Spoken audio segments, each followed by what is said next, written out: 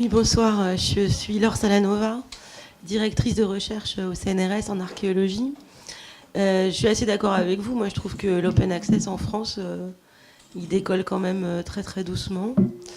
Et c'est vrai que parmi les critères, je pense, qui freinent le décollage, c'est bien sûr les jeunes chercheurs et l'impact factor qui reste un critère, même dans nos disciplines, qui reste un critère primordial, pas que pour les jeunes chercheurs d'ailleurs, dans les critères d'évaluation.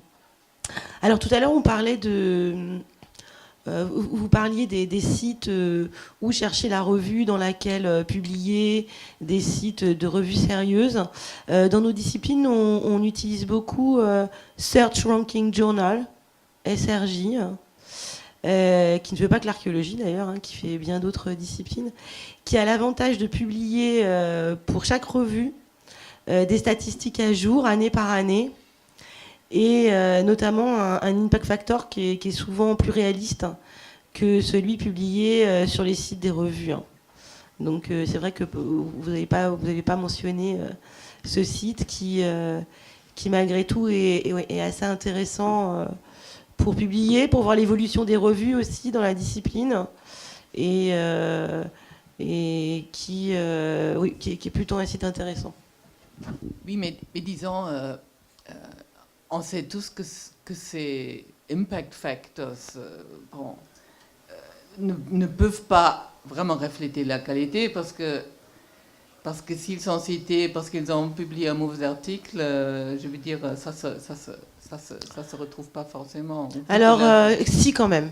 Enfin, moi, je sais pour ma discipline. Oui, hein, oui, mais pour nos disciplines. Pour la discipline que je connais, en tout cas, je peux vous dire que les revues sérieuses n'apparaissent pas. Les revues qui ne sont pas sérieuses n'apparaissent pas dans ce classement. En l'occurrence, les revues payantes, etc., n'apparaissent pas du tout dans ce classement. Et c'est vrai que dans le top 50 des revues publiées par discipline, on peut dire que oui, la qualité est confirmée.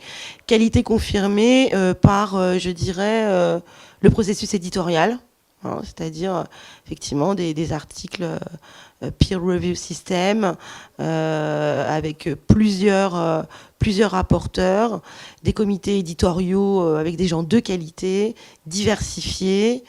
SRJ prend aussi en compte l'autocitation dans les revues.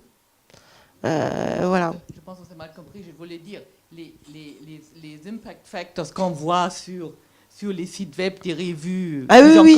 Généralement, ils ne sont pas du tout équivalents à ce que publie SRJ. Oui, mais en même temps, c'est ça ce qui compte pour l'évaluation. Donc, surtout, la nécessité pour les jeunes chercheurs qui doivent encore faire la carrière de publier là-dedans. Et même pour Glossa, quand moi j'ai vu qu'on était repris dans c'était quoi, ce Emerging Index, je me suis dit, mais à quoi ça sert? Il y a quelqu'un qui a posé la question. Et en fait, c'était une réponse à une question de quelqu'un de plus jeune qui a dit, bon, moi je peux seulement publier dans des revues qui sont reprises dans le Web of Science parce que seulement ça compte pour ma carrière. Je veux dire, c'est pourquoi il y a cette bibliométrie qui fausse tout le monde scientifique, mais en même temps, c'est les pouvoirs publics qui utilisent ça comme mode d'évaluation. Et les gens qui prennent le marché libre ne voient pas qu'ils se sont rendus dans une dépendance totale des monopoles énormes. Alors là, le marché libre et les monopoles, je pense même M. Macron aura des problèmes à nous expliquer ça. Mais monopole, notamment des revues anglo-saxonnes. Hein. Des revues anglo-saxonnes, mais c'est vrai que pour un jeune chercheur, publier dans ces revues-là, lui ouvre quand même des perspectives, hein, et puis pour l'avoir testé vraiment avec des jeunes chercheurs, lui ouvre des perspectives d'invitation à des conférences internationales et qu'il n'aura pas s'il se limite à publier dans des revues nationales. Mais tout dépend des communautés, puisque dans votre communauté, entre quelqu'un qui publie dans Lingua et quelqu'un qui publie dans Glossa, vous savez faire l'évaluation et juger. Mais ce n'est pas nous qui faisons l'évaluation, c'est des comités d'audit qui connaissent partiellement seulement le monde linguistique, qui sont peut-être même pas forcément d'accord. Et disons, Glossa est un cas unique. ça a été très médiatisé. Il y en a deux. Oui, ok. Déjà. Non, mais dans le monde linguistique, excuse-moi, je ne parle que du monde linguistique. Dans le monde linguistique, c'est un cas très, très médiatisé. Comme tout le monde a démissionné en bloc, comme pour votre revue, il est clair que la qualité a déménagé, mais je parle maintenant des audits faits par le CNRS, des unités de recherche, et là, on ne regarde que le nombre de revues, le nombre d'articles publiés par l'unité dans des revues de rang A, peut-être B, mais certainement pas C. Et c'est ça ce qui compte, et c'est ça ce qui fausse en fait le marché pour le open access et qui rend l'État dans cette dépendance très coûteuse. C'est ça le problème. Parce que Glossa, c'est au Journal of Language Machine Research. Je veux dire, c'est vraiment une goutte d'eau. Moi, je peux peut-être donner un avis qui est, en tant qu'advisor d'étudiants, c'est clair, je peux difficilement leur dire, allez publier dans une revue libre, mais inconnue. Et même pour plusieurs raisons. L'article sera vu par personne. D'accord. Et donc, en tant qu'advisor, je ne peux que encourager à aller dans les conférences les plus connues. Pour nous, il s'avère que c'est des conférences gratuites, mais je serai dans une situation avec des journaux qui sont très bien. Les meilleurs sont identifiés. Hein. J'ai du mal à comprendre pourquoi il faut une liste pour savoir qui sont les bons. Les bons journaux, on les connaît tous, quoi. Donc, pour chaque communauté, pas besoin de liste. Hein. On sait qui sont les bons, les moyens et les un peu moins bons. Mais pour les jeunes, c'est très dur d'aller à l'encontre de la meilleure revue si jamais elle se vire. Après, moi j'ai l'âge, ça m'est égal pour moi, mais pour les étudiants, c'est plus compliqué. Nous, on peut se le permettre. Nous, on peut se le permettre. Nous, on peut se le permettre, pas les jeunes, c'est clair. Ah, une question là-bas.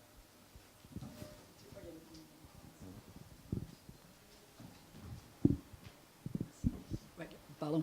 Non, juste sur ce point simple, en fait, le bon conseil qu'on donne aux étudiants, je pense, en tout cas pour ma part, c'est de leur dire vous êtes trop jeunes pour changer le système. C'est aux personnes qui sont en poste permanent, qui ont fait leur carrière, qui se fichent vraiment de leur réputation, de changer le système.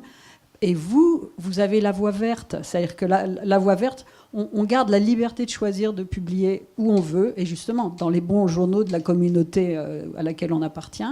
Mais il faut apprendre aux jeunes, juste systématiquement, de déposer dans une archive ouverte. J'ai envie de dire n'importe laquelle de bonne qualité. C'est-à-dire qu'il faudrait qu'on ait ça existe certainement, des listes de repositories de bonne qualité, c'est-à-dire bien indexées, etc., que vous connaissez tous les critères. Et il suffit d'avoir l'article au moins disponible comme ça. Il faut juste leur dire, faire attention, votre site web ne suffit pas. Il faut vraiment une archive pérenne, etc. Je voudrais maintenant revenir à la question des revues prédatrices. Pour mentionner un comportement qui ne vient pas nécessairement des revues prédatrices. Moi, ça nous arrive en ce moment aux chercheurs. C'est que vous envoyez votre article à une revue donnée. Ils vous demandent simplement ça peut être une revue, par exemple, sous abonnement. Vous avez une petite case à cocher comme une option. Est-ce que vous voulez être en open access? Alors, les gens, ils cochent la petite case. Et ils n'ont absolument pas compris qui a payé. C'est-à-dire, ils reçoivent la facture quelques mois plus tard et ils n'ont pas compris. Donc, même les revues, on va dire, des publishers connus commerciaux, ils jouent sur cette espèce d'ignorance. Il faut vraiment dénoncer cette pratique. Alors, donc, le point, c'est que même des revues commerciales réputées se comportent vraiment pas bien quant à cette question de combien on a payé. C'est vraiment... Tous les revues commerciales se comportent. Oui, mais comme plusieurs personnes l'ont dit, malheureusement, à cause de cette concurrence éhontée des revues commerciales, il y a pas mal de grosses sociétés savantes, citons par exemple American Chemical Society. Je suis d'accord avec vous, IEEE, il n'y a pas loin non plus d'avoir des mauvaises pratiques de ce point de vue-là, parce qu'ils sont tellement gros qu'ils sont devenus en fait des entités quasi commerciales. Et ils veulent maintenir leur réputation et ils font la même concurrence. C'est-à-dire, les autres, en fait, imposent des méthodes à toute la communauté. Ça c'est le problème. Et alors, ce que je vois aussi venir, c'est que ce que j'ai compris, et vous me dites si j'ai tort, maintenant, les publishers commerciaux, ils veulent tout de suite l'open access, tout de suite, parce qu'ils veulent le gold, et ils veulent surtout empêcher tout modèle alternatif de se développer. Et effectivement, on fait une très mauvaise publicité pour les revues, on va dire les petites revues en open access, qui personnellement me semblent meilleures. Pourquoi? Parce qu'elles sont en général autour d'une communauté relativement bien définie, où là, on a effectivement des chercheurs qui ne sont pas payés, qui sont dévoués et qui peuvent faire du bon peer reviewing. Parce que ce qu'on voit se développer de plus en plus, c'est que la qualité du peer reviewing a énormément baissé. Ça devient du n'importe quoi. Pourquoi ? Parce que les gros publishers ont des plateformes qui gèrent tous leurs journaux. Elsevier a une plateforme qui s'appelle eVice, qui gère leurs plus de 2000 journaux. Et ils obligent les auteurs, les éditeurs, c'est-à-dire les membres du comité éditorial, à utiliser cette plateforme.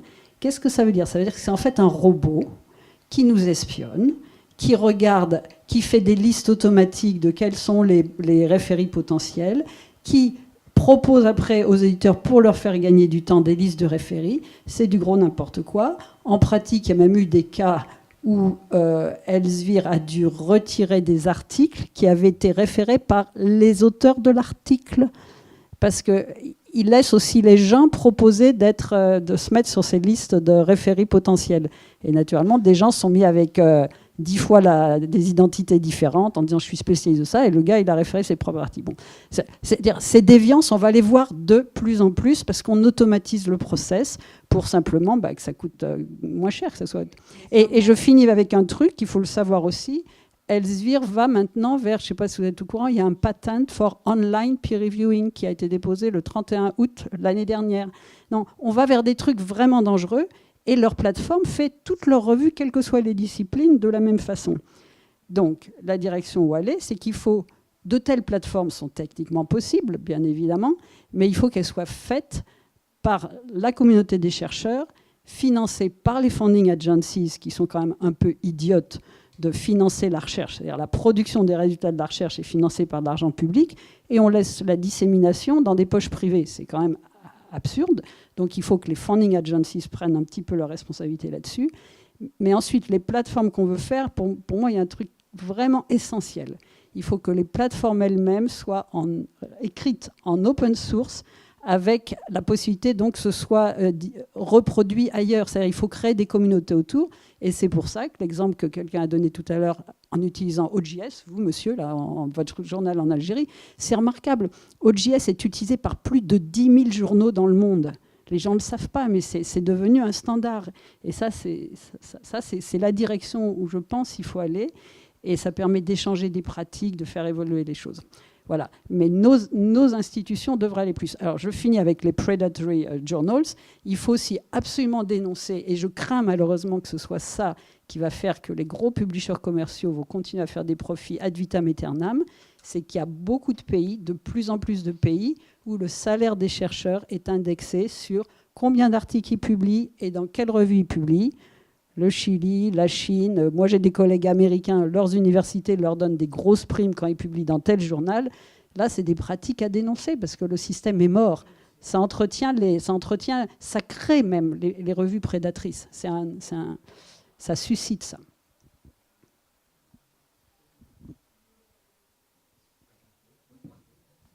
Dans le même ordre d'idée, donc il y avait dernièrement une dénonciation de la part de Science Open. C'est une plateforme établie en Allemagne.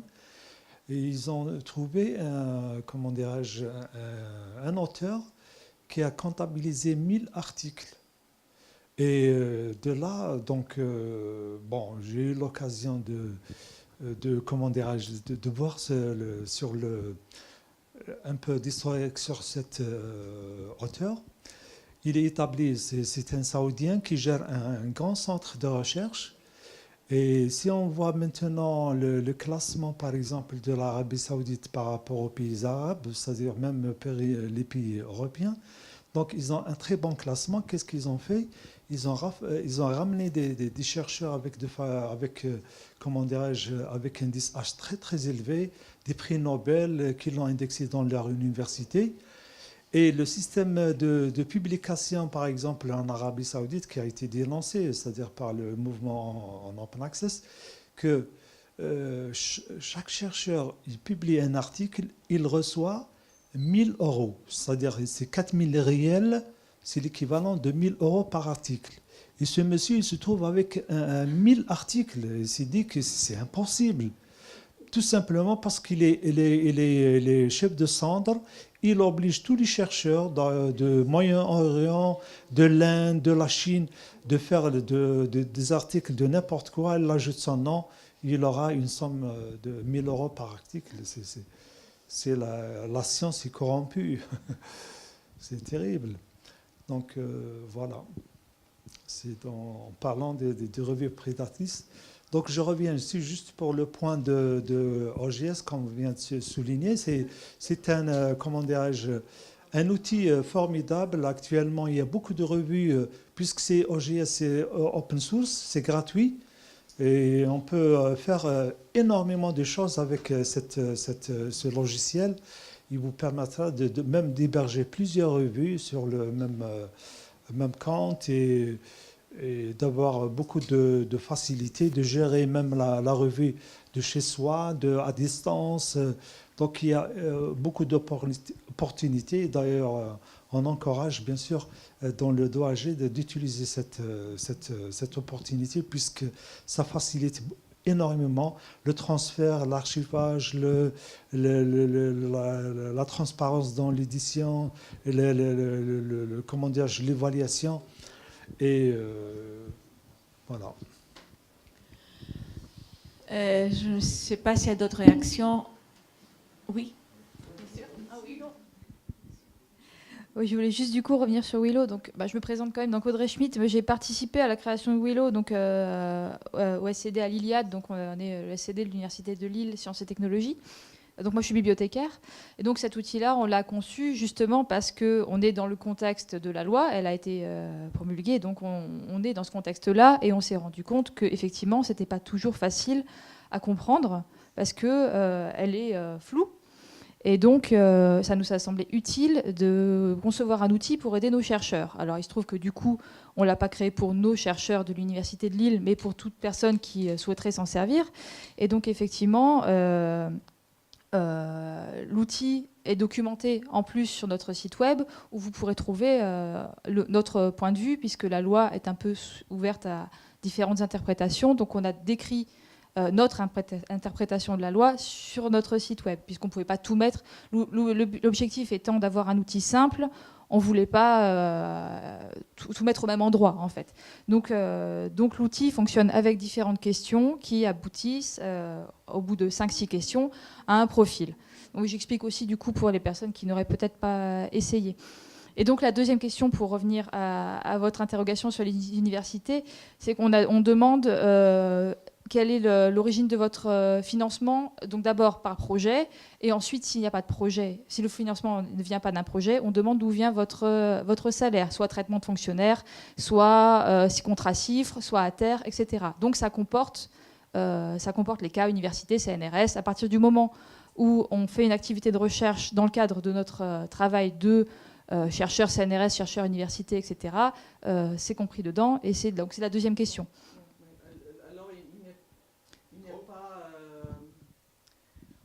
Moi, j'ai vraiment pas vu ça. J'ai fait ça plusieurs fois. Alors peut-être il faut l'améliorer pour des pauvres gens comme moi.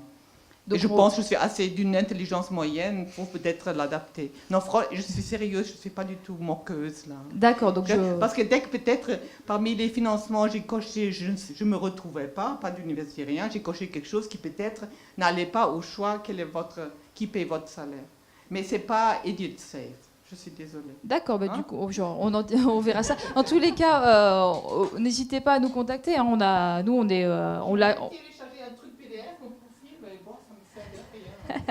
On l'a créé au printemps dernier. C'est vrai qu'on est totalement ouvert aux propositions d'amélioration, etc. Et disons, mais je trouve ça très intéressant parce que cette loi pour une république numérique, c'est aussi une déclaration très tonitruante.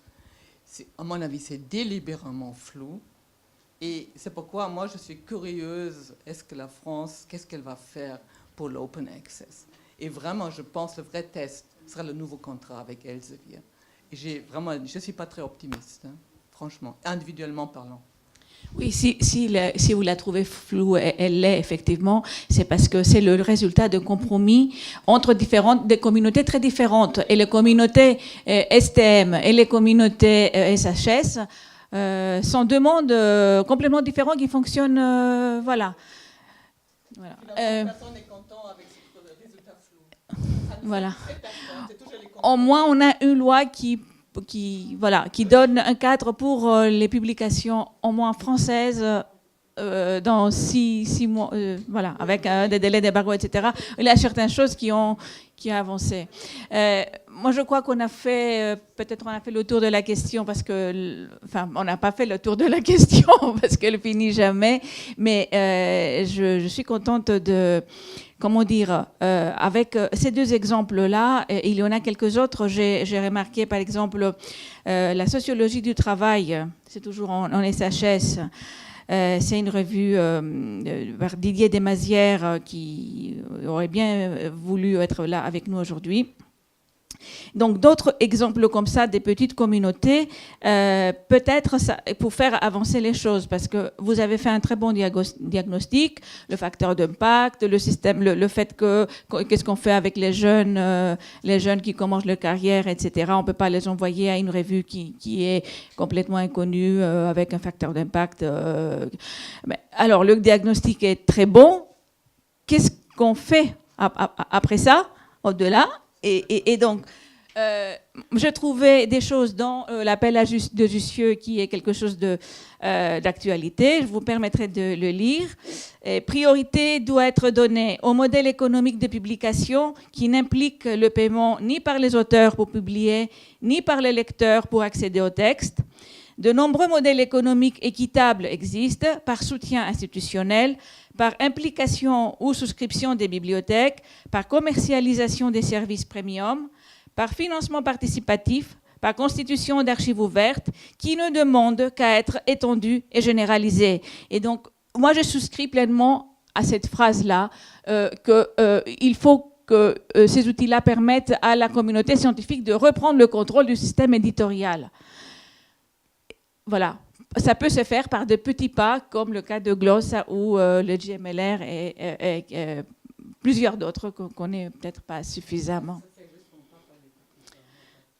C'est une décision politique, c'est très simple. Vous prenez le crédit impôt recherche, 3 à 4 milliards par an, c'est la Cour des comptes qui les dit, c'est pas un organisme très avant-gardiste. Vous prenez ça, vous prenez toutes les ressources humaines sur AL qui doivent tous vérifier si on ne viole pas des droits d'embargo. Et vous avez assez d'argent et de ressources humaines pour justement faire fonctionner les revues par les chercheurs, et de toute façon qui les font fonctionner, parce que c'est nous qui faisons le travail scientifique, et on n'a plus besoin de Elsevier et compagnie. Mon avis, c'est très simple. Le fric est là. C'est la volonté politique qui manque. Parce qu'il y a la collusion avec les affaires comme partout. Il faut alerter davantage les pouvoirs publics. Ils le savent quand même. Mais bon, ça c'est une autre question. Mais ils ne sont pas forcément conseillés par les scientifiques. Ils sont conseillés par des gens qui sont extérieurs à la science. Donc il faut peut-être que les scientifiques soient plus présents auprès de ceux qui prennent des décisions et qui ont les... Je suis moins optimiste, mais bon. Bon, j'espère que... Oui. Moi, je voulais juste signaler une chose, que dernièrement, il y a, je pense, il y a eu un mois, que, en parlant des Elsevier, de créer ce qu'on appelle un nord et un sud, c'est-à-dire qu'on ouvre la voie verte, la voie dorée. Je veux dire qu'ils sont pour l'open access, mais en optant pour la voie dorée, mais cette voie, elle est réservée pour le nord. Mais je vois que c'est aberrant, puisque la science, c'est pour l'humanité, c'est pas pour le sud ou pour le nord.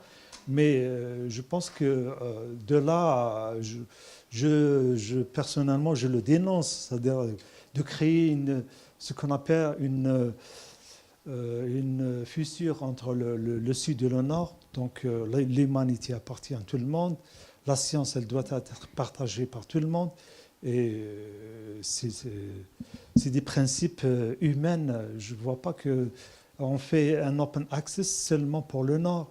Donc j'aimerais bien, c'est-à-dire que vous... Enfin, c'est une proposition, je pense, de Elsevier. C'est en cours de négociation.